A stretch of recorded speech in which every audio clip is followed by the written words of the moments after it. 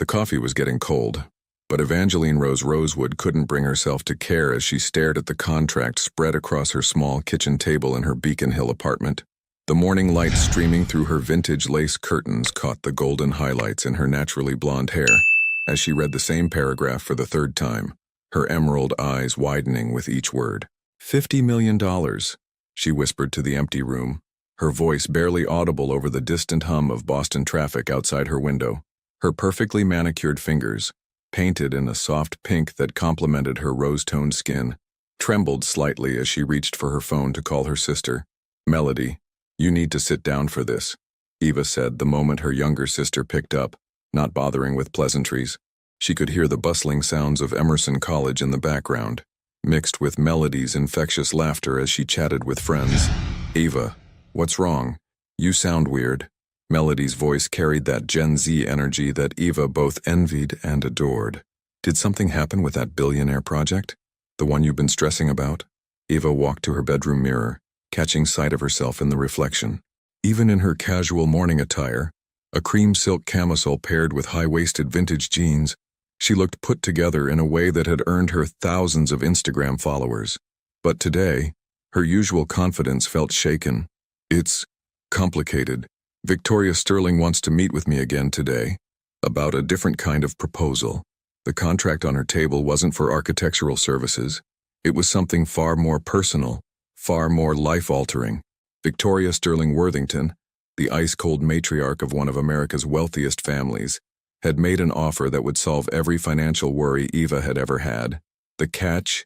It involved her son, Asher James Sterling, the man who had made her working life a living hell for the past 2 months. Just thinking about Asher made her jaw clench. The way he dismissed her innovative, sustainable designs with barely a glance, how his intense blue eyes seemed to look right through her when she presented her carefully prepared architectural plans, his habit of checking his expensive watch whenever she spoke as if her time and her expertise meant nothing to him. Yet there were moments, fleeting seconds, when she caught him staring at her with an expression she couldn't quite decipher, something that made her heart race despite her better judgment. Eva's phone buzzed with a text from Victoria's personal assistant. "Mrs. Sterling Worthington will see you at 2 p.m. today. Private dining room at the Four Seasons. Come alone." She glanced at the mirror again, already mentally planning her outfit. This meeting would require her most professional look, the navy Diane von Furstenberg blazer that hugged her curves perfectly, paired with her grandmother's pearl earrings for confidence. She needed every advantage she could get, because somewhere in the back of her mind, Eva knew that whatever Victoria Sterling had planned would change everything. The question was whether she was brave enough to find out what everything meant. Her phone rang again. This time, the caller ID made her stomach drop. Asher Sterling flashed across the screen. She stared at the phone, her heart pounding. He never called her directly, ever. All communication went through assistants, emails, formal channels. The phone kept ringing, and Eva realized she was holding her breath. Whatever was about to happen, her perfectly organized life was about to become beautifully, terrifyingly complicated. Eva's hand hovered over the phone for 3 more rings before she finally answered, her voice carefully controlled despite the rapid beating of her heart. "Mr. Sterling."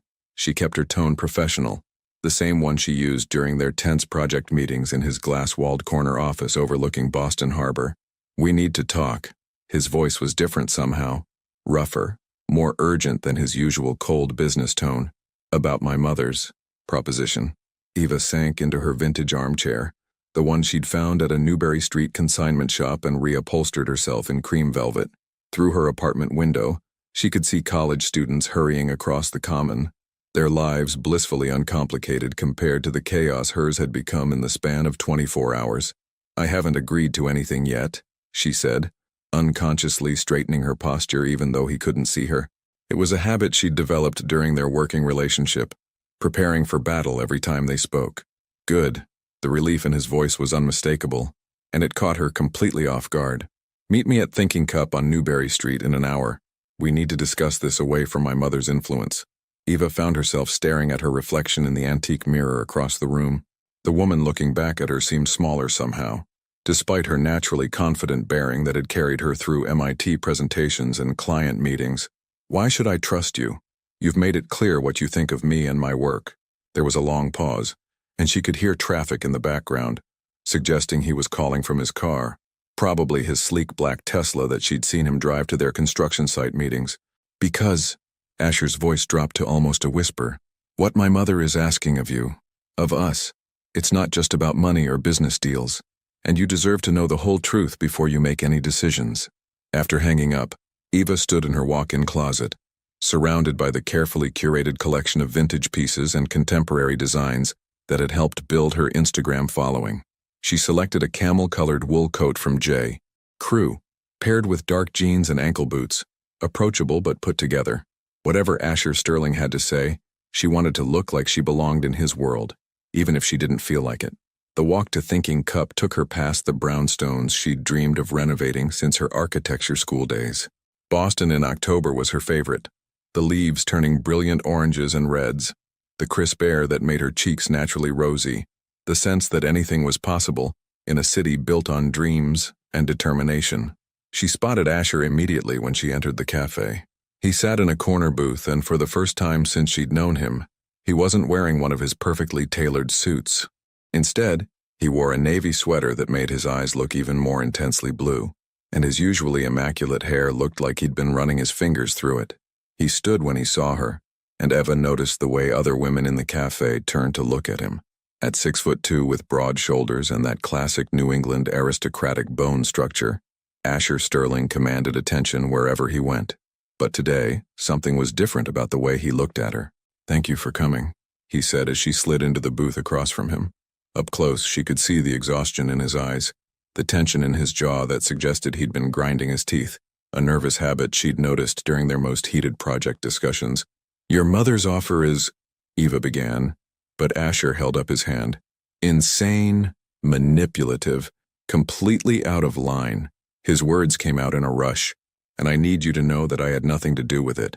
In fact, I told her it was the most ridiculous scheme she'd ever concocted, and that's saying something." Eva studied his face, looking for any sign of deception. "Then why are you here? Why not just let me refuse and be done with it?"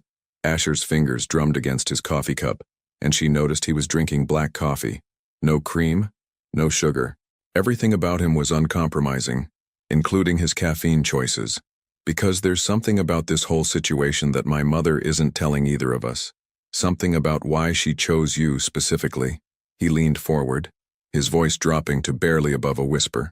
"And I think we both deserve to know what we're really dealing with before you walk away." Eva felt a chill that had nothing to do with the October weather seeping through the cafe windows. "What do you mean? Chose me specifically?" But before Asher could answer, her phone buzzed with a text message that made her blood run cold. It was from Victoria Sterling Worthington. "I trust you and my son are having an enlightening conversation. See you at 2 p.m. sharp. And Eva, dear, bring your sister's college enrollment papers. We have much to discuss." The enrollment papers slipped from Eva's trembling fingers, scattering across the cafe table like fallen leaves. Her emerald eyes darted between the text message and Asher's increasingly concerned expression, her mind racing to comprehend how Victoria Sterling could possibly know about Melody's precarious financial situation at Emerson College. "She knows about my sister," Eva whispered, her voice barely audible over the ambient chatter of the busy cafe. How could she possibly know about Melody's tuition issues? Asher reached across the table without thinking, his fingers brushing against hers as he helped gather the scattered documents. The contact sent an unexpected jolt through both of them, and Eva noticed how his touch lingered a moment longer than necessary before he pulled his hand back, clearing his throat awkwardly. "My mother makes it her business to know everything about people she considers useful." The distaste in his voice was evident as he straightened the papers. "But this level of detail about your family means she's been planning this for longer than either of us realized." Eva's phone buzzed again. This time it was Melody calling, her profile picture, a selfie with golden hour lighting that showcased her naturally lighter blonde hair and infectious smile, filling the screen. "I have to take this," Eva said, stepping away from the table and moving toward the cafe's quieter back corner. "Eva, something weird just happened." Melody's voice carried that distinctive mix of excitement and confusion that only a 19-year-old could manage. "Some lady in a designer suit showed up at my dorm asking about you. She said she was from Sterling Construction and wanted to discuss a scholarship opportunity. The girls on my floor are freaking out because she arrived in a Mercedes with a driver." Eva's stomach dropped, Victoria was already making moves, already involving Melody before Eva had made any decisions. "Melly, listen to me very carefully. Don't sign anything, don't agree to meet with anyone from the Sterling family, and don't post anything about this on your Instagram. Promise me." "Okay, now you're scaring me. What's going on?" "This morning you mentioned some complicated proposal, and now mysterious rich ladies are showing up at my school. Did you get involved with some kind of Boston mafia family?" Despite everything, Eva almost smiled. Her sister's dramatic flair was legendary among their friends. "It's not the mafia, Mel, it's just complicated rich people with complicated rich people problems.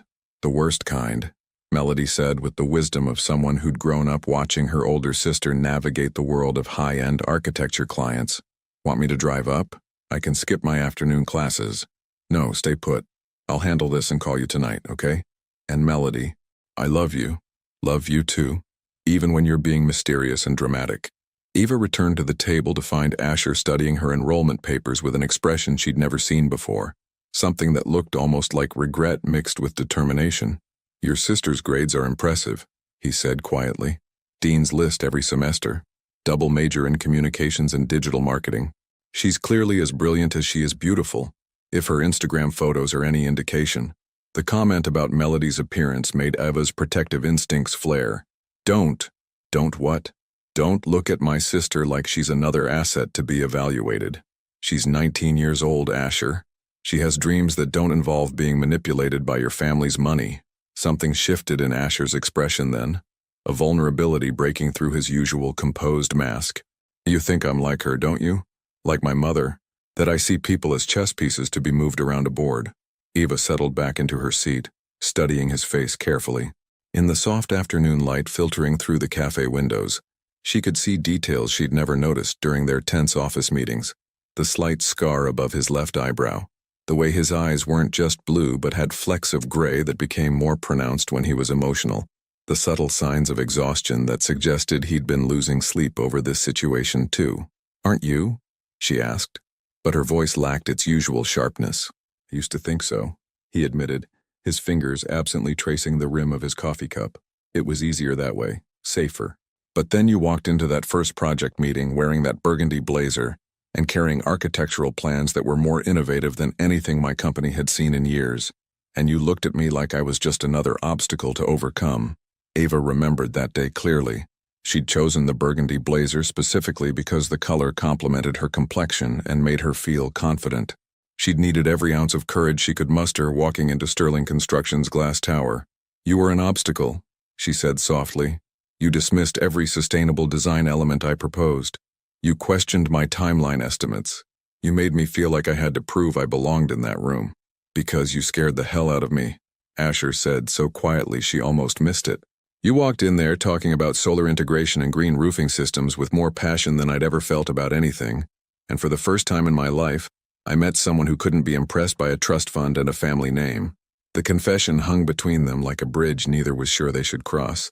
Eva found herself really looking at him, not the arrogant businessman who'd made her working life difficult, but the man who was currently sitting across from her, looking more vulnerable than she'd ever seen him. Her phone chimed with a reminder. "Meeting with Victoria Sterling Worthington in 45 minutes. We need to go," Eva said, gathering her purse and coat. "But Asher, when we walk into that meeting, I need to know, are you on your mother's side or mine?" He stood and helped her with her coat, his hands briefly resting on her shoulders. "I'm on the side that keeps you and your sister safe from my mother's schemes. Everything else, we'll figure out together." The Four Seasons private dining room felt like stepping into a carefully orchestrated power play. Victoria Sterling Worthington sat at the head of a mahogany table that probably cost more than Eva's annual rent. Her platinum blonde hair swept into an immaculate chignon, wearing a cream Chanel suit that screamed old money and older power. Her ice blue eyes tracked Eva's every movement as she entered the room, taking note of her outfit choice, a sophisticated black wrap dress paired with her grandmother's pearl necklace, chosen specifically to project confidence she didn't entirely feel. "Evangeline, dear, you look lovely, as always." Victoria's smile was perfectly practiced, the kind that never quite reached her eyes.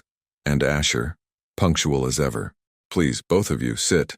Eva chose the chair directly across from Victoria, refusing to be intimidated by the opulent surroundings or the woman who clearly thought she could buy and sell people like real estate investments. Asher took the seat beside her, and she noticed how he positioned himself slightly forward, as if ready to intervene if necessary. "I trust you've had time to review my proposal," Victoria continued, her manicured fingers clasped elegantly on the table. $50 million is quite generous for what amounts to a relatively simple arrangement. Simple? Eva's voice carried a sharp edge that made Victoria's eyebrow arch slightly. "There's nothing simple about what you're suggesting, Mrs. Sterling Worthington. You're asking me to—" "I'm offering you an opportunity," Victoria interrupted smoothly. "An opportunity to secure your future, your sister's education, and contribute to one of America's most distinguished family legacies. Many women would consider it an honor." Asher's jaw tightened visibly. "Mother, we discussed this. Eva is not many women, and she's certainly not someone who can be bought. Everyone can be bought, darling. It's simply a matter of finding the right price." Victoria's attention shifted back to Eva, her gaze calculating. "Speaking of which, I understand young Melody is quite the rising social media star. 23,000 followers and growing daily. Such a shame if financial pressures forced her to leave school and abandon her dreams." The threat was delivered with the same tone Victoria might use to discuss the weather, but Eva felt it like a physical blow. Her protective instincts flared immediately, and she leaned forward, her emerald eyes flashing dangerously. "If you think threatening my sister will make me more agreeable to your scheme, you've severely miscalculated." Eva's voice was steady, but Asher could see the fire building beneath her composed exterior. "Melody earned her place at Emerson College, and she'll graduate with or without your family's money." "Of course she will," Victoria agreed pleasantly. "Though I imagine it will be much more challenging without the scholarship fund I was prepared to establish in her name. Full tuition, room and board, plus a generous allowance for her entrepreneurial endeavors." Eva felt the walls closing in. This woman had clearly done her research, knew exactly where to apply pressure to get what she wanted. But before she could respond, Asher surprised them both by speaking up. "What aren't you telling us, Mother?"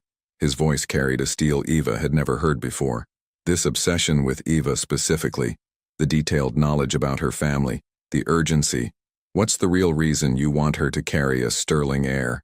Victoria's composure flickered for just a moment, so briefly that someone who didn't know her well might have missed it. But Eva caught it, and apparently so did Asher, because he pressed his advantage. "You've never shown this much interest in my personal life before. Hell, you've never shown this much interest in me having children at all. So what changed? What makes Eva so special that you're willing to offer $50 million for something that could theoretically be accomplished with any willing woman?" The silence stretched between them, heavy with unspoken truths. Victoria's fingers drummed once against the table, the only sign of her growing discomfort with the direction of the conversation. "Sometimes, Asher, genetic compatibility is more important than romantic sentiment," she said finally, but her usual confidence seemed forced. "The Sterling bloodline has certain requirements for optimal continuation." Eva's blood ran cold. "Genetic compatibility. You've had me tested somehow, haven't you? That's how you know so much about my family, about Melody. You've been researching our DNA." Victoria's smile was razor sharp. "Due diligence, my dear. Nothing more sinister than ensuring the best possible outcome for any potential offspring." "Due diligence?" Eva shot to her feet, her chair scraping loudly against the hardwood floor. "You've been investigating my family like we're livestock for breeding. That's not due diligence, that's stalking." Asher stood as well, his face darkening with an anger Eva had never seen directed at anyone but her. "Mother, please tell me you didn't actually run genetic tests without Eva's consent." "Of course not," Victoria said smoothly. "But public records, ancestry databases, medical histories from insurance applications. It's amazing what information is available to those who know where to look." Eva felt violated in a way that went beyond words. This woman had dissected her family's most private information, reduced them to data points in some elaborate scheme. "We're leaving, both of us, right now." But as she turned toward the door, Victoria's next words stopped her cold. "Before you go, Eva, perhaps you'd like to know why your parents' car accident 7 years ago was never properly investigated by the Boston Police Department." The room went dead silent. Eva's face went pale, and Asher looked between the two women with growing alarm. This had just become about much more than money or family legacy. "What did you just say?" Eva's voice was barely a whisper. Eva's knees nearly buckled, and instinctively, Asher's hand shot out to steady her elbow. The mention of her parents' accident, the tragedy that had thrust her into the role of Melody's guardian at just 16, felt like a physical blow to her chest. She could feel her carefully constructed composure cracking. 7 years of suppressed grief and unanswered questions threatening to spill over. "Sit down, Ava," Asher said gently, guiding her back to her chair. His voice carried a protective edge that made Victoria's eyebrows raise slightly. "Mother, what the hell are you talking about?" Victoria poured herself a glass of sparkling water from the crystal pitcher on the table, her movements deliberately slow and calculated. "The Rosewood family has a fascinating history, actually. Eva's father, Richard Rosewood, was quite the brilliant financial analyst before his untimely death. He specialized in forensic accounting, particularly in cases involving corporate fraud and money laundering." Eva's emerald eyes fixed on Victoria with laser focus, her mind racing. "My father worked for small accounting firms. He did tax preparation and small business consultations. He wasn't involved in anything dangerous." "Oh, but he was, dear." Victoria's smile was cold as winter in Newport. In fact, at the time of his death, Richard was conducting a very thorough investigation into certain real estate transactions that had caught the attention of the Massachusetts Attorney General's office. Transactions involving shell companies, overseas investments, and some very prominent Boston families. The words hit Eva like ice water. She remembered her father working late nights in the months before the accident, remembered the stress lines around his eyes, the way he'd started double-checking the locks on their modest Dorchester home. But he'd told her and Melody it was just a busy season at work. Asher's voice was deadly quiet. "Are you saying our family was involved in whatever my father was investigating?" "I'm saying that your father was very close to exposing some uncomfortable truths when that terrible accident occurred on Route 93 during that unexpected snowstorm." Victoria's tone remained conversational, as if discussing the weather rather than a family tragedy. "Black ice," they said. "Poor visibility. Such a shame that the investigation was closed so quickly, especially given that the other vehicle involved was never found." Eva's hands were shaking now, and she gripped the edge of the table to steady herself. The official report had always bothered her. Too neat, too quick, too many unanswered questions that the investigating officers seemed reluctant to pursue. But at 16, devastated by grief and suddenly responsible for her little sister, she'd been too overwhelmed to push for more answers. "You're threatening her with information about her parents' death?" Asher's voice carried a fury Eva had never heard before.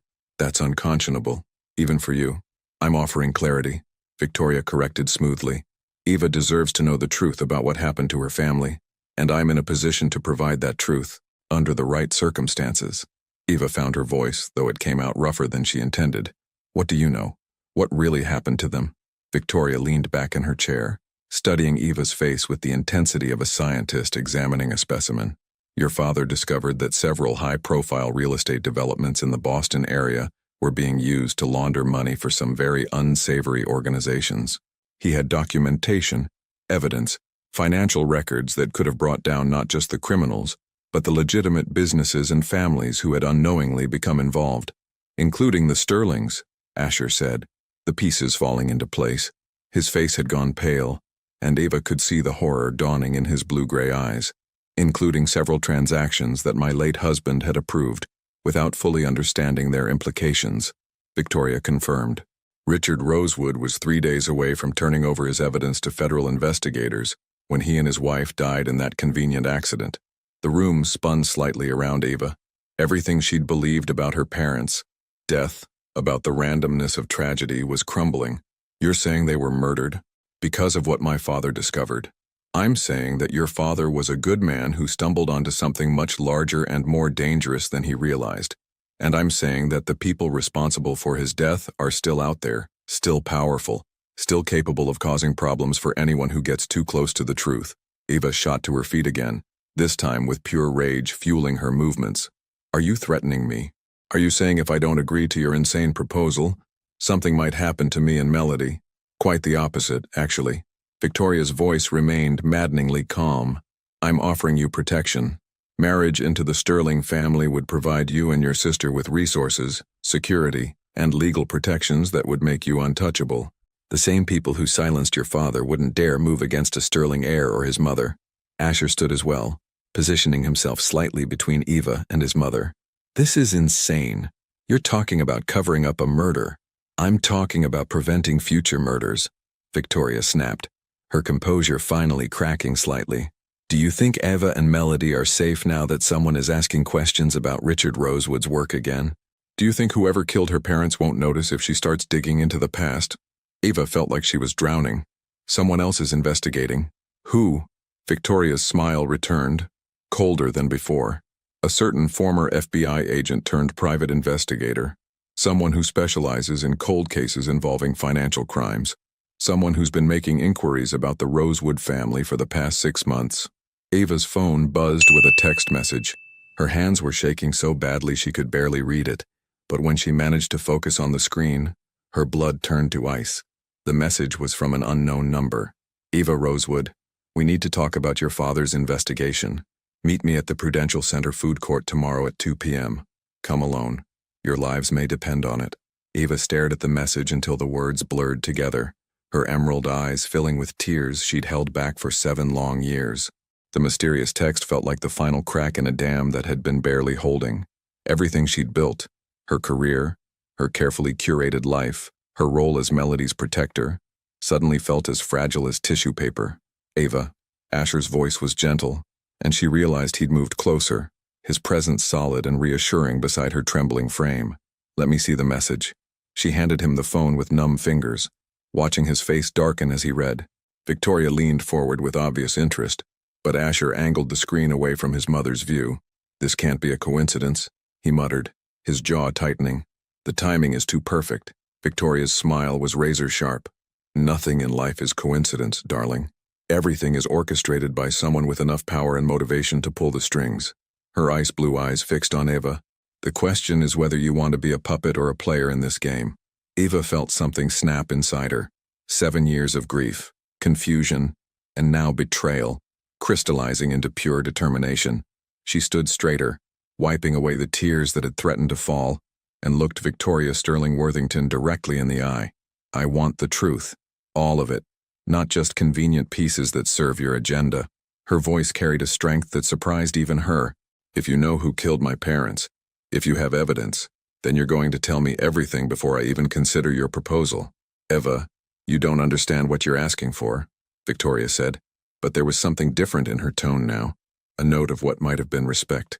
Some truths are more dangerous than the lies that cover them, more dangerous than living with not knowing, more dangerous than looking over my shoulder for the rest of my life wondering if Melody and I are next. Eva's hands were steady now, her architect's mind beginning to construct a plan from the chaos. I'm not 16 anymore, Mrs. Sterling Worthington. I'm not the scared girl who accepted the official story because I was too broken to fight for answers. Asher was watching her with an expression she'd never seen before. Admiration mixed with something deeper, more complex. I'll go with you tomorrow, to meet this investigator. Absolutely not, Victoria snapped, her composure finally cracking completely. That's exactly what these people want, to draw both of you out into the open where you're vulnerable. Then what do you suggest? Eva turned to face the older woman. Hide behind your family's money while someone else tries to finish what they started 7 years ago. Victoria was quiet for a long moment, her manicured fingers drumming against the mahogany table. When she spoke again, her voice carried the weight of years of carefully guarded secrets. Your father wasn't just investigating money laundering. He'd discovered that several prominent families, the Sterlings included, had been unknowingly used as fronts for an international organization that specialized in making inconvenient people disappear. Real estate transactions were just the tip of the iceberg. Eva felt the blood drain from her face. You're talking about assassins. I'm talking about people who have resources most governments would envy, and who view witnesses to their activities as loose ends to be tied up. Victoria's voice was grim. Your father had enough evidence to not only expose the money laundering, but to prove that at least 6 accidents and suicides over the past decade were actually murders. Asher sank back into his chair, the full scope of the situation finally hitting him. How long have you known about this? Since the day after your father's funeral, when I received a very polite visit from some individuals who explained that the Sterling family's continued prosperity depended on our complete ignorance of certain business arrangements my late husband had made. Victoria's mask of composure had completely fallen away, revealing something Eva hadn't expected to see: genuine fear. They made it clear that any investigation into Richard Rosewood's death would result in similar accidents befalling other families. Ava's phone buzzed again. This time it was Melody calling, her smiling photo a stark contrast to the dark conversation surrounding them. Ava's protective instincts flared immediately. "Melly, what's wrong?" "Eva, there's someone here." Melody's voice was whisper quiet, filled with the kind of fear that made Eva's heart stop. "When someone's been asking questions about you around campus. My roommate said she saw a man in a dark suit talking to Professor Williams about your MIT graduation records. And Eva, there's a car that's been parked outside my dorm for the past hour. The same car I saw following me to the grocery store yesterday." The room went dead silent. Eva could hear her own heartbeat pounding in her ears as the full reality of their situation crashed over her like a cold wave. "The Melody, listen to me very carefully," Eva said, her voice steady despite the terror clawing at her chest. "Go to the campus security office right now. Don't go back to your dorm. Don't stop to talk to anyone. Just go straight to security and tell them you need them to call the Boston police." "Eva, you're scaring me." "I know, sweetheart, but I need you to do exactly what I'm saying, okay? I'm coming to get you right now." But as Eva moved toward the door, Victoria's voice stopped her cold. "If you leave this building to go to your sister, you'll be playing directly into their hands. They want you isolated, scared, making emotional decisions instead of strategic ones." Victoria stood, her full height and aristocratic bearing making her presence commanding despite the circumstances. But there is another way." Eva turned back, her emerald eyes blazing with desperate hope and fury. "What way?" Victoria's smile was grim but determined. "We accelerate the timeline. You marry Asher tonight. Emergency ceremony. Immediate legal protection under Sterling family security protocols. By tomorrow morning, you and Melody will be untouchable." Asher stood as well, his blue eyes meeting Eva's across the room. "Eva, I know this isn't how either of us imagined, but if it keeps you and Melody safe." Eva looked between mother and son, both offering her protection that came with a price she'd never imagined paying. Outside, somewhere in the city, her little sister was in danger because of a truth their father had died trying to expose. "If I say yes," Eva said quietly, "I want your word that you'll help me find out exactly what happened to my parents, and I want the people responsible brought to justice." "You have my word," Asher said immediately. Victoria nodded slowly. "And mine." Eva closed her eyes, thinking of Melody's bright smile, her dreams of graduation, her innocent belief that the world was fundamentally good and safe. When she opened them again, her decision was made. Then let's get married. 3 hours later, Eva stood in the private chapel of the Sterling family estate in Brookline, wearing a cream silk dress that Victoria had somehow procured in her exact size. The dress was elegant in its simplicity, vintage-inspired with delicate lace sleeves and a fitted bodice that highlighted her natural curves. Her golden hair was swept into a low chignon adorned with pearl pins that had belonged to Asher's grandmother, and despite the circumstances, she looked every inch the sophisticated bride. But her hands were shaking as she held the bouquet of white roses, and her emerald eyes kept darting to her phone, waiting for updates on Melody's safety. "She's secure," Asher said quietly, appearing beside her in the small vestibule. He looked devastatingly handsome in his midnight blue suit, his hair perfectly styled despite the rushed nature of their wedding preparations. "My security team got her to a safe house 20 minutes ago. She's scared, but unharmed." Eva exhaled a breath she didn't realize she'd been holding. "Can I talk to her?" "After the ceremony. Victoria thinks it's safer if all communication goes through secure channels until we can assess the full scope of the threat." Asher's voice was gentle, but Eva could see the tension in his shoulders, the way his jaw tightened when he thought she wasn't looking. The small chapel was dimly lit by candles, creating an atmosphere that should have been romantic, but felt more like a scene from a thriller movie. Victoria sat in the front pew wearing an elegant navy dress, her platinum hair immaculate despite the evening's chaos. Beside her sat a man Eva didn't recognize, tall, silver-haired, wearing an expensive suit that screamed, "Government connections." "Who's that?" Eva whispered, nodding toward the stranger. "Federal Marshal Davidson. He's here to make sure our marriage is legally binding, and that you're immediately enrolled in witness protection protocols." Asher's voice dropped even lower. "Eva, once we do this, there's no going back. You'll be a Sterling, with all the protection and complications that entails." Eva studied his face in the candlelight, searching for any sign of reluctance or resentment. Instead, she saw something that made her breath catch, a tenderness in his blue-gray eyes that she'd never noticed before, mixed with what looked like genuine concern for her well-being. "Are you having second thoughts?" she asked. "About marrying you?" "No." His answer was immediate and firm. "About the circumstances that led us here. Every single one." He reached out to adjust one of the pearl pins in her hair, his touch surprisingly gentle. "You deserve better than this, Eva. You deserve a wedding with your sister by your side, a dress you chose yourself, a groom who's courted you properly instead of one who's been nothing but difficult for months." The admission hung between them, loaded with implications neither was ready to fully explore. Eva found herself studying the man she was about to marry, really looking at him for perhaps the first time. Without his usual armor of arrogance and business formality, Asher Sterling was remarkably different, vulnerable, almost nervous. "For what it's worth," she said softly, "I don't think you're the same man who dismissed my architectural plans and checked his watch when I was talking." "I wasn't dismissing your plans," Asher said, his voice so quiet she had to lean closer to hear him. "I was trying not to stare at you. Do you have any idea how distracting it was? Having you in my office wearing those perfectly coordinated outfits, talking so passionately about sustainable design that your eyes literally lit up?" Eva felt heat rise in her cheeks. "You hated my presentations. I hated how much I looked forward to them." The confession escaped before he could stop it, and Eva saw him immediately tense, as if he'd revealed more than he intended. Before she could respond, the chapel doors opened and an elderly priest entered, moving with the quiet efficiency of someone accustomed to performing emergency ceremonies for powerful families. "Are we ready?" Father McKenna asked, his kind eyes taking in the unusual circumstances without judgment. Eva's phone buzzed with a text from an unknown number. "Beautiful chapel. Even more beautiful bride. Congratulations on your wedding, Miss Rosewood. We'll be in touch soon." The blood drained from her face as she showed the message to Asher. His expression darkened immediately, and he signaled to Marshal Davidson, who quickly approached. "They're watching us," Eva whispered, her voice barely audible. "Even here, even now, they're watching." "All the more reason to make this official," Davidson said grimly.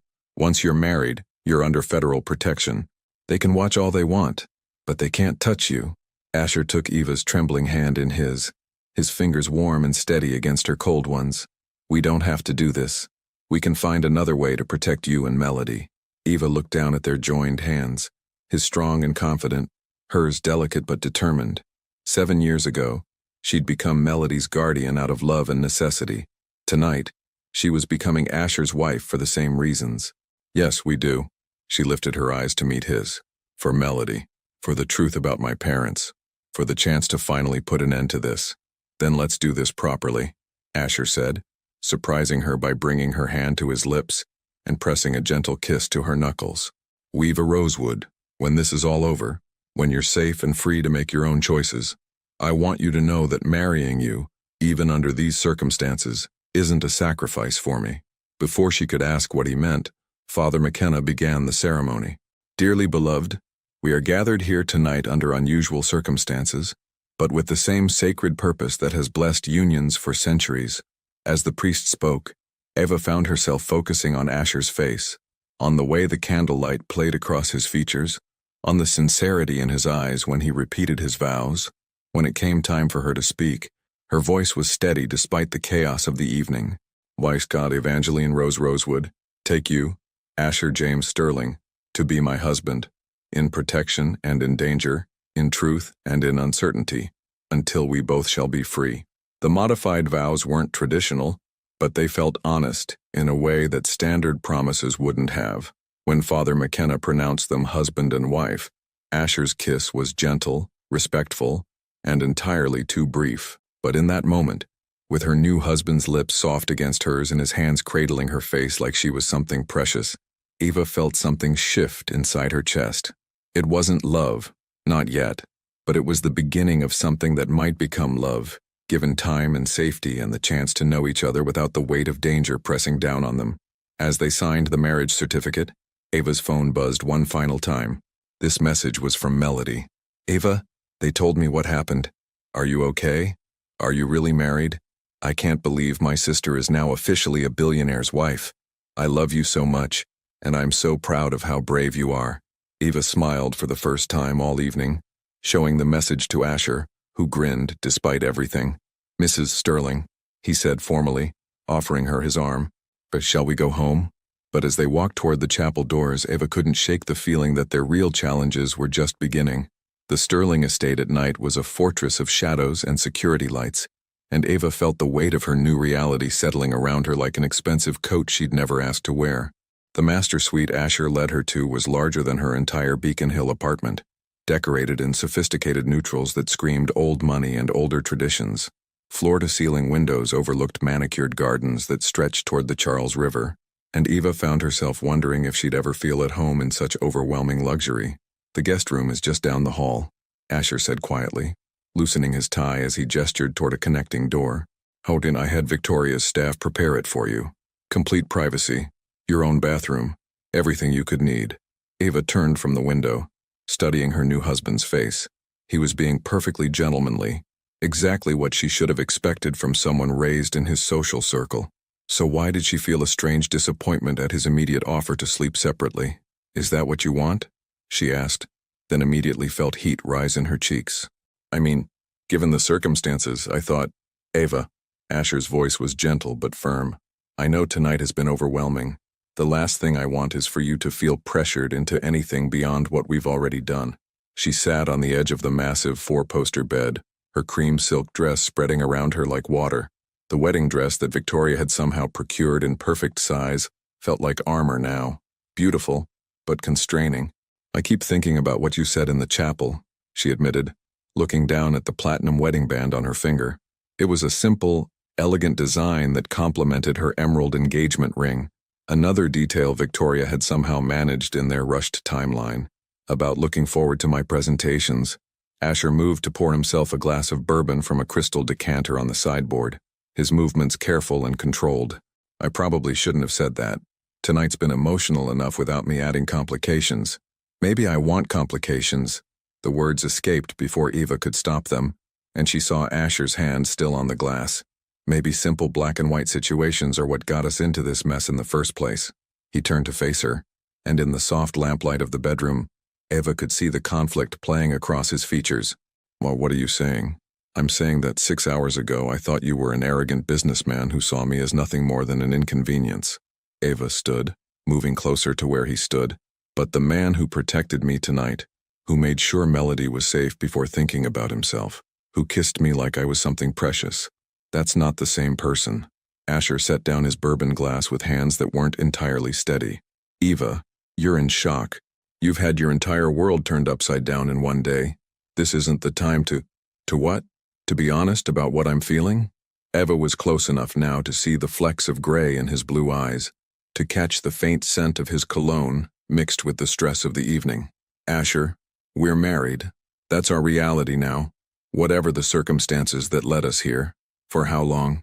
The question came out rougher than he'd intended. Until this threat is neutralized?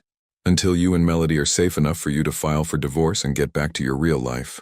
Eva reached up to touch his face, her fingers tracing the strong line of his jaw. What if I don't want to get back to my old life? What if I want to figure out what this could be?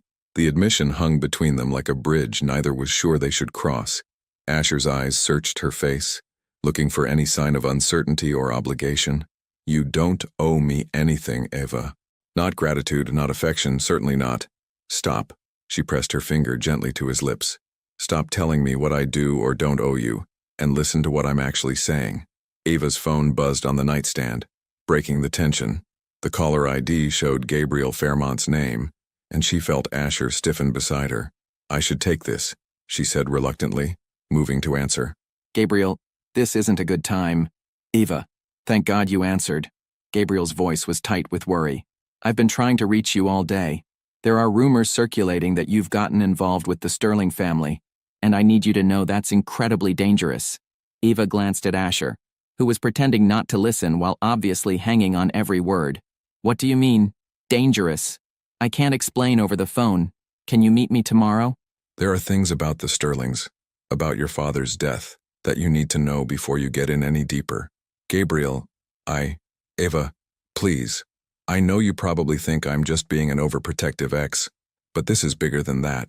Your father came to me 3 weeks before he died. He was scared, Eva, really scared, and he gave me something that I think you need to see. Eva's hand tightened on the phone. What did he give you? Evidence. Documents he'd hidden because he knew someone was going to try to stop him from turning them over to the FBI. Eva, your father knew he was in danger, and he made me promise to keep these papers safe until you were old enough to handle the truth. The room seemed to spin around Eva. First Victoria's revelations. Now Gabriel claiming to have evidence her father had hidden. How many people had known the truth about her parents' death and kept it from her? Where do you want to meet? She asked quietly. Asher moved closer, shaking his head firmly, but Eva held up her hand to stop his protest. The Prudential Center, food court level, tomorrow at noon. And Eva, come alone. If the Sterlings are involved in this like I think they are, you can't trust any of them. After Gabriel hung up, the silence in the bedroom was deafening. Asher was staring at her with an expression that mixed hurt and concern in equal measure. You're going to meet him, aren't you? He said finally. I have to. If there's evidence about my father's investigation, if there are answers, it's a trap, Eva. Can't you see that? The timing is too convenient. You marry into the Sterling family and suddenly your ex-boyfriend appears with mysterious evidence your father supposedly gave him 7 years ago. Eva felt exhaustion weighing down her shoulders like a lead blanket. Then what do you suggest? That I ignore the possibility of finally learning the truth about my parents' death. I suggest you let me go with you. Let me help you figure out who you can trust. Eva looked at her new husband. This man who'd married her to keep her safe, who'd ensured Melody's protection before his own comfort, who was now asking her to trust him with the most important decision of her life. If I let you come with me tomorrow, and Gabriel's evidence proves your family was involved in my parents' death, she let the question hang between them. Then I'll help you bring them to justice, no matter what it costs me. Asher's voice was steady, unwavering. My loyalty is to you now, Eva. For better or worse, remember? As Eva looked into his eyes, she realized that somewhere between this morning's coffee getting cold and this evening's candlelit vows, everything had changed. The question was whether she was brave enough to find out what their marriage could become if built on truth instead of necessity. Okay, she said finally. We go together. But even as she said it, Eva couldn't shake the feeling that tomorrow would test everything they'd promised each other in that chapel. The Prudential Center food court buzzed with typical Boston energy. College students grabbing quick lunches between classes, business professionals scarfing down sandwiches while checking emails, tourists consulting maps over overpriced coffee. Eva sat at a corner table wearing dark jeans and a navy peacoat, her golden hair pulled back in a simple ponytail that made her look younger, more vulnerable. Beside her, Asher nursed a black coffee and tried not to look like the billionaire heir he was, dressed down in khakis and a gray sweater that somehow made him even more devastatingly handsome. He's late, Asher murmured, his blue-gray eyes scanning the crowd for any sign of Gabriel or potential threats. The security team Victoria had insisted on was positioned throughout the food court, invisible to casual observers but ready to move at the first sign of trouble. Eva's phone buzzed. Change of plans. Meet me in the parking garage, level B2, northwest corner. I think we're being watched. He wants to move to the parking garage, Eva said, showing Asher the message. That doesn't sound good. It sounds like exactly the kind of location someone would choose if they wanted to avoid witnesses. Asher replied grimly. Eva, I have a bad feeling about this. But before Eva could respond, she spotted Gabriel weaving through the crowded food court toward their table. He looked different than she remembered. Thinner, more angular, with stress lines around his dark eyes that suggested he'd been losing sleep. When he reached their table, his gaze immediately hardened as he took in Asher's presence. I told you to come alone, Gabriel said, his voice tight with tension. And I told my husband that we're in this together, Eva replied, surprised by how naturally the word husband came out. Gabriel, this is Asher Sterling. Asher, Gabriel Fairmont. The two men sized each other up with the barely concealed hostility of territorial animals. Gabriel was handsome in a warm, approachable way, the kind of man who looked like he'd bring you soup when you were sick and remember your birthday without prompting. Asher, by contrast, radiated the kind of controlled power that came from generations of privilege and the confidence that came with knowing you could buy your way out of most problems. So you actually married him, Gabriel said, his eyes never leaving Asher's face. Eva, Do you have any idea what you've gotten yourself into? Why don't you enlighten us? Asher's voice was deceptively casual, but Eva could see the tension in his shoulders. Gabriel reached into his jacket and pulled out a manila envelope, placing it carefully on the table between them. Your father gave me this 3 weeks before he died, Eva. He said if anything happened to him, I should wait until you were old enough to handle what's inside, then make sure you saw it. Eva's hands trembled slightly as she reached for the envelope. Why didn't you give this to me before? I've been old enough for years. Because I was scared, Gabriel admitted, his voice dropping to barely above a whisper. Your father made me promise to only give this to you if you started asking questions about his death, or if you got involved with anyone connected to the Sterling family. Asher leaned forward. What's in the envelope? Proof that Sterling Construction has been laundering money for some very dangerous people for over a decade, Gabriel said bluntly. And proof that when Richard Rosewood got too close to exposing the operation, someone in the Sterling organization ordered his death. Eva felt the blood drain from her face. She looked at Asher, searching his expression for any sign of recognition or guilt, but saw only shock and growing anger. That's impossible, Asher said firmly. My father might have made questionable business decisions, but he would never have been involved in murder. Your father might not have known what he was authorizing, Gabriel continued, but someone in your company did. Someone who had access to corporate accounts. Someone who could authorize payments that looked like legitimate construction expenses, but were actually funding contract killings. Eva opened the envelope with shaking fingers. Inside were photocopies of financial documents, bank transfers, email communications, and construction contracts that looked innocuous on the surface but painted a terrifying picture when viewed together. Her father's handwriting filled the margins, notes connecting seemingly unrelated transactions to dates when witnesses or investigators had died in convenient accidents. This can't be real, she whispered. But even as she said it, she could see her father's meticulous accounting methods in every annotated page. Asher was studying the documents over her shoulder, his face growing paler with each page. These account numbers, I recognize some of these. They're subsidiary accounts my father set up for overseas projects. Projects that never actually existed, Gabriel said grimly. Michelle companies used to move money for people who specialize in making problems disappear permanently. Ava's phone buzzed with a text from an unknown number. Enjoying your reunion. You really should be more careful about who you trust. All three of them looked around the food court, suddenly hyper-aware that they were being watched. The casual shoppers and diners who had seemed harmless moments before now felt potentially threatening. We need to leave, Asher said quietly. All of us, together. If someone's been tracking Eva, then Gabriel's in danger too now. But Gabriel shook his head. I can't trust you, Sterling. For all I know, you're part of this. You married Eva awfully quickly after she started asking questions about her parents' death. I married Eva to protect her, Asher said, his voice carrying an edge of steel. And right now, the best way to protect her is to get her away from whoever's been sending those messages. Eva found herself caught between two men who both claimed to want to keep her safe, holding evidence that suggested her new husband's family might be responsible for her parents' murder. The documents in her hands felt like they weighed 1,000 pounds. Gabriel, she said finally, if you've had this evidence for 7 years, why haven't you gone to the police? Why haven't you done something with it?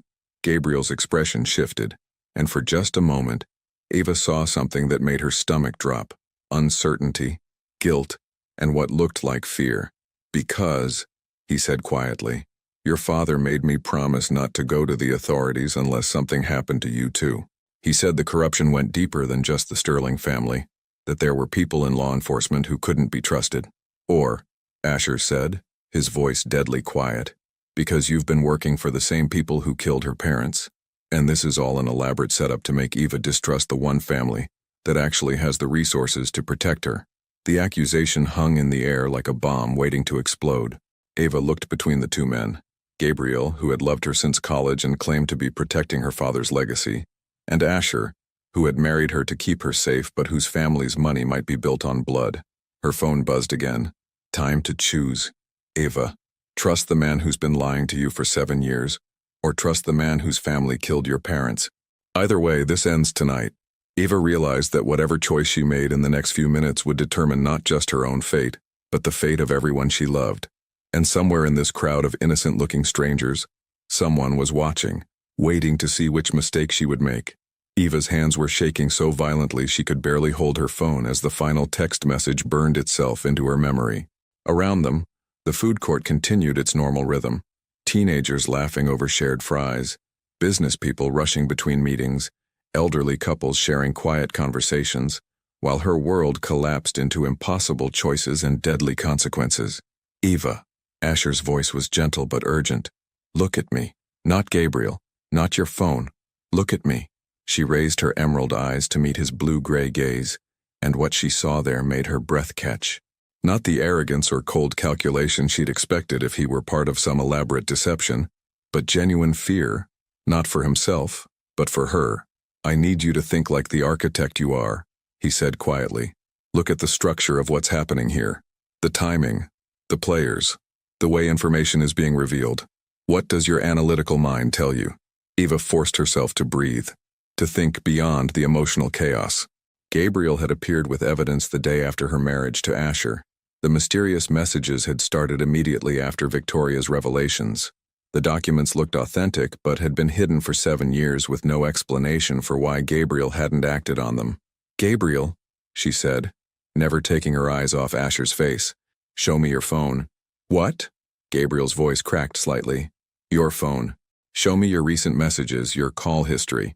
Eva's architect's mind was building a framework now, connecting structural elements that hadn't fit together before.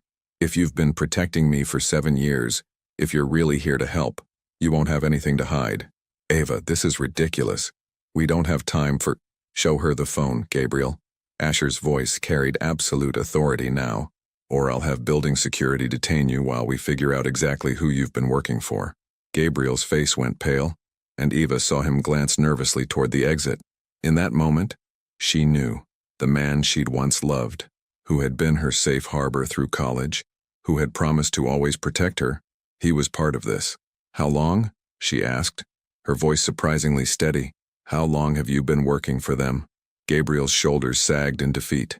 Since your father died. They approached me at the funeral, said they knew I loved you, knew I'd do anything to keep you safe. They offered me a job, good money, and all I had to do was keep an eye on you, make sure you never started digging too deep into your parents' death. Eva felt something break inside her chest. Not just heartbreak, but the shattering of every safe memory she'd held onto from her past. The documents, are they real? Some of them. Your father was investigating money laundering, but not by the Sterlings. He discovered that someone was using their legitimate business to hide illegal transactions, but the Sterlings were victims, not perpetrators. Gabriel's voice was barely a whisper now. I was supposed to give you just enough truth to make you distrust Asher, to drive a wedge between you and the one family that could actually protect you. Asher moved closer to Eva, not touching her but creating a protective presence beside her chair. Who are you working for, Gabriel? Who really killed her parents? I don't know names. I just know they're powerful, international, and they've been using American businesses as fronts for decades. Your father got too close to exposing their operation, so they eliminated him and made it look like an accident. Eva's phone buzzed one final time. Disappointing choice. Eva, Gabriel was supposed to convince you to run away with him tonight. Now we'll have to handle this the messy way. The words sent ice through Eva's veins. She looked around the food court with new eyes, suddenly seeing the patterns she'd missed before. The man reading a newspaper near the Starbucks had been in the same position for 40 minutes. The woman with the shopping bags kept glancing in their direction. The maintenance worker cleaning tables was moving in a slow circle around their location. Asher, she whispered. We're surrounded. He followed her gaze, his expression hardening as he recognized the same patterns. Gabriel, how were you supposed to get Eva out of here? There's a car waiting in the parking garage. I was supposed to convince her that you were dangerous, that her only safety was in disappearing with me. Gabriel's voice cracked with shame. But I can't do it anymore. I've watched them destroy too many lives. I won't let them destroy yours. Asher was already pulling out his phone, typing rapidly. Victoria's security team is in position, but we need to move carefully. If these people are willing to kill in a crowded public space, they won't kill me here, Eva said with sudden certainty. Too many witnesses, too much risk of exposure. They need me isolated, vulnerable. Then we don't give them that opportunity. Asher stood, offering Eva his hand. and we walk out of here together, in full view of everyone, and we trust that your new family has enough resources to keep you safe." Ava looked at his outstretched hand. Strong, steady, honest. Then she looked at Gabriel, who had betrayed her but was now trying to make amends.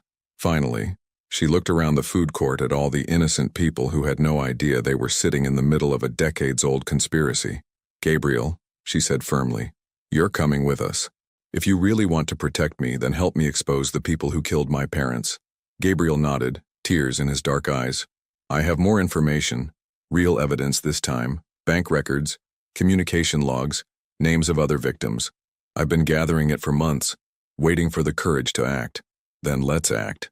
Ava stood and took Asher's hand, feeling the warmth and strength of his fingers intertwining with hers. All of us together. As they walked toward the exit, Ava caught sight of their reflection in the window of a nearby shop. She looked different somehow, stronger, more determined. The scared young woman who had accepted other people's versions of the truth was gone, replaced by someone who would fight for her own answers. "Ava," Asher said quietly as they reached the escalator, "whatever we find out about your parents' death, whatever evidence Gabriel has, I want you to know something." "What?" "Marrying you wasn't just about protection. These past 24 hours, getting to see who you really are when you're not trying to prove yourself in a boardroom. I'm falling in love with my wife." The confession should have been overwhelming, given everything else happening, but instead, it felt like an anchor in the storm. Ava squeezed his hand tighter. "Good," she said, surprising them both with her directness. "Because I'm falling in love with my husband too." Behind them, Gabriel smiled sadly, finally understanding that he'd lost Eva long before any conspiracy had entered their lives. And around them, the watchers began to move, but it was too late. Eva Sterling was no longer the isolated, vulnerable target they'd been counting on. She was protected now, not just by money and security teams, but by love and truth, and the kind of determination that had carried her through MIT and would carry her through whatever came next. The real battle was just beginning, but for the first time in 7 years, Ava felt like she might actually win. 2 years later, the morning sun streamed through the floor-to-ceiling windows of Eva's architectural studio in Back Bay, casting golden light across the drafting tables where she and her team were putting the finishing touches on their latest project, a sustainable housing development that would bear her parents' names. The Richard and Margaret Rosewood Community Center would provide affordable homes for families in need, powered entirely by renewable energy, and built with materials that honored both the environment and the memory of 2 people who had died seeking justice. Ava stood at her desk, one hand resting on her gently rounded belly where their first child grew, the other holding the final construction permits that had just been approved. At 6 months pregnant, she glowed with the kind of happiness that came from building something meaningful with someone you loved completely. "The foundation ceremony is set for next month," Melody announced, bursting into the office with her characteristic energy. At 21, Melody had graduated summa cum laude from Emerson College and now managed the social media and community outreach for Eva's firm. Her Instagram following had grown to over 500,000, but more importantly, she used her platform to promote sustainable architecture and social justice. The mayor's office confirmed, the press will be there, and the families who'll be living there want to present you with a thank you plaque. Ava smiled.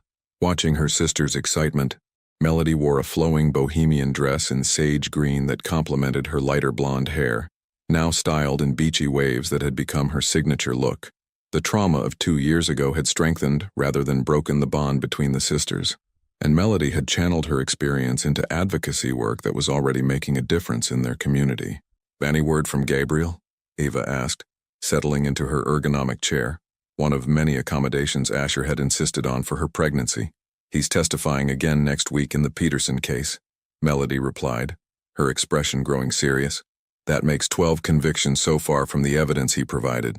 Gabriel's decision to become a federal witness had been the domino that finally brought down the international conspiracy responsible for their parents' death. His testimony, combined with the evidence Eva's father had gathered and additional information provided by other Sterling family businesses that had been unknowingly used as fronts, had resulted in arrests across 3 countries and the exposure of a network that had been operating for over 20 years.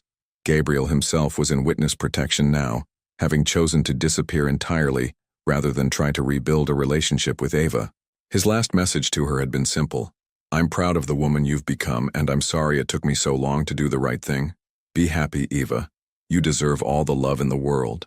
The office door opened, and Asher walked in carrying 2 coffee cups, decaf for Eva, regular for himself, and wearing the kind of smile that still made her heart skip after 2 years of marriage.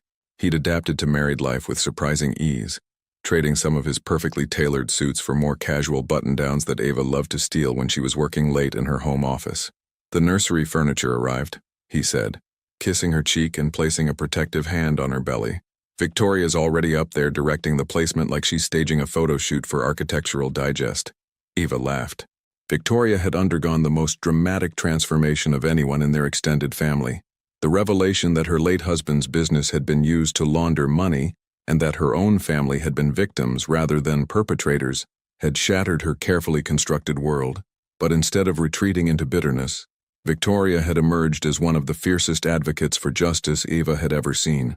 She'd testified before Congress about the need for better oversight of international business transactions, established a foundation to help other families who'd been victimized by similar schemes, and somehow found time to be the most devoted grandmother-in-waiting Boston had ever seen. "She's excited about having a grandchild to spoil," Eva said, leaning into Asher's warmth, "though I think she's more excited about the gender reveal party she's planning." Speaking of which, Asher pulled an envelope from his jacket pocket.